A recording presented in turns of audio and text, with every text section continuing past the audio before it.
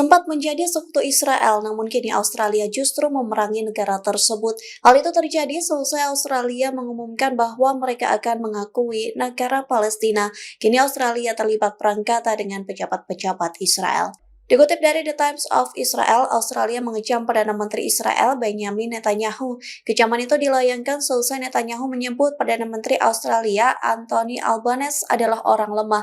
Tak hanya itu, Netanyahu pun menyebut Anthony merupakan politisi lemah yang mengkhianati Israel. Hal itu disampaikan Netanyahu melalui akun X kantor Perdana Menteri Israel pada Selasa 19 Agustus.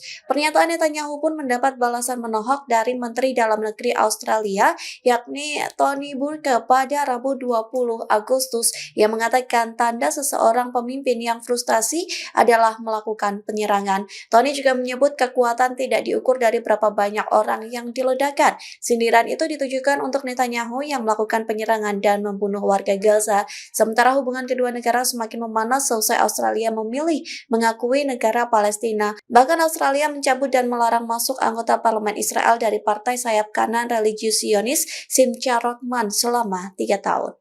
Israel dilaporkan akan memulai mobilisasi darurat dengan mengirim hingga 80.000 perintah tugas cadangan mulai Rabu 20 Agustus 2025, sehingga lebih cepat dari rencana semula. Mengutip dari Ynet News pada 20 Agustus bahwa langkah ini diambil saat militer menuntaskan persiapan untuk serangan darat di kota Gaza. Keputusan tersebut membalikkan rencana awal yang hendak menunda pemanggilan cadangan hingga usai libur musim panas demi meringankan beban keluarga prajurit.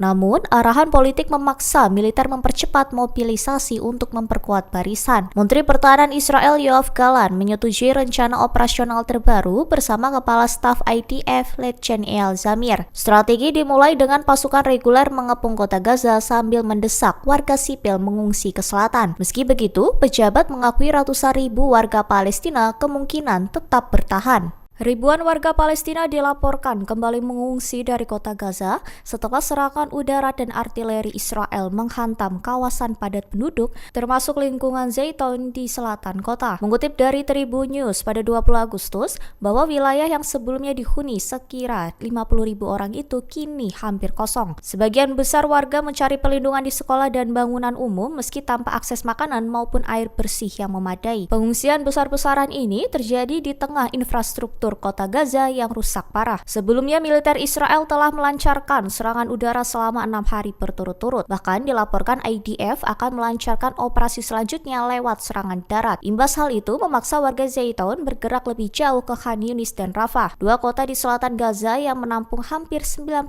populasi pengungsi. Pasukan perlawanan Palestina terus melawan agresi Israel di jalur Gaza dengan menghantam kendaraan dan markas tentara IDF. Di lingkungan Zaytoun, selatan kota Gaza, Brigade Al-Quds menghancurkan kendaraan militer Israel dengan bom berdaya ledak tinggi yang ditanam di sekitar Aula Al-Nujum. Serangan ini menimbulkan korban di pihak tentara Israel. Pejuang Hamas melalui Brigade Al-Qassam juga dilaporkan menghancurkan bulldozer D9 Israel di Stadion Al-Manasra. Sementara pasukan perlawanan memantau evakuasi tentara dari wilayah tersebut. Serangan serupa dilakukan Brigade Al-Nasser Salah Al-Din yang mengebom konsentrasi pasukan Israel di timur kota Al-Qarara, Khan Yunis menggunakan roket 107. Brigade Al-Aqsa pun menembaki kumpulan tentara Israel di sekitar Gunung Surani, timur Gaza dengan peluru mortir kaliber 60. Operasi-operasi ini merupakan balasan atas agresi Israel yang terus menggempur Gaza.